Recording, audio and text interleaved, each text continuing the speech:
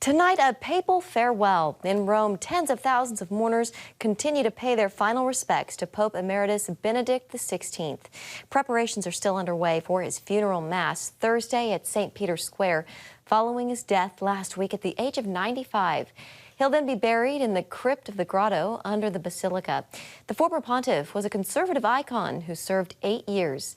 Benedict became the first pope to retire in more than 600 years when he stepped down in 2013, citing his health. And for more on the life and legacy of the late Pope Emeritus, we're joined by Father Thomas Reese, a Jesuit priest and senior analyst at Religion News Service. Father Reese, welcome. So what kind of impact did Pope Benedict have on the Catholic Church? Well, Pope Benedict had a tremendous impact on the Catholic Church, both when he was a cardinal working with John Paul II and also when he was Pope. He saw himself especially as a teacher of the faith, a teacher who very clearly articulated the traditional church teachings of the church and defended those. That pleased some people and upset other people. But he was very strong in teaching the Catholic tradition. Pope Benedict, it was widely criticized for how he handled the child sex abuse scandal implicating the church back in the early 2000s. How will he be remembered? How much will that factor? Well, when he was a archbishop in Munich and earlier in his career, he made the same mistakes every other bishop made in dealing with sex abuse.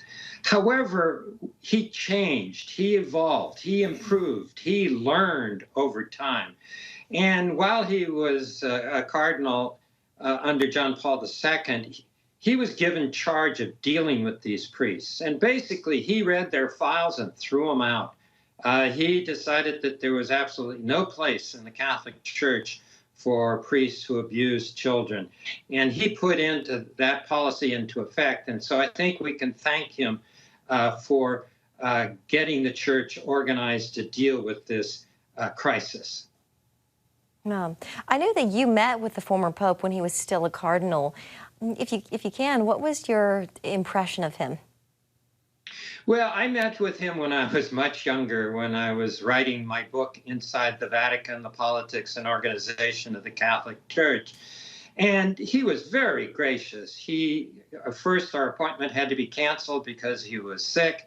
And then he made time for me the following day. And I interviewed him for more than an hour, and it was a wonderful interview. And you know, when I was with him, I recognized this is a holy man and a humble man, so before I left, I asked for his blessing.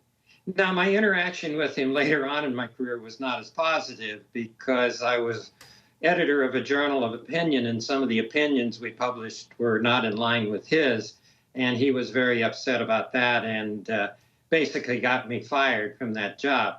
So, you know, my relationship with him was very mixed, but I still respect him as an intelligent and holy man. I believe he's in heaven right now. All right. Well, Father Thomas Reese, we appreciate you coming on tonight and giving us your insights of the late Pope, and Happy New Year. Thank you so much. Happy New Year to you.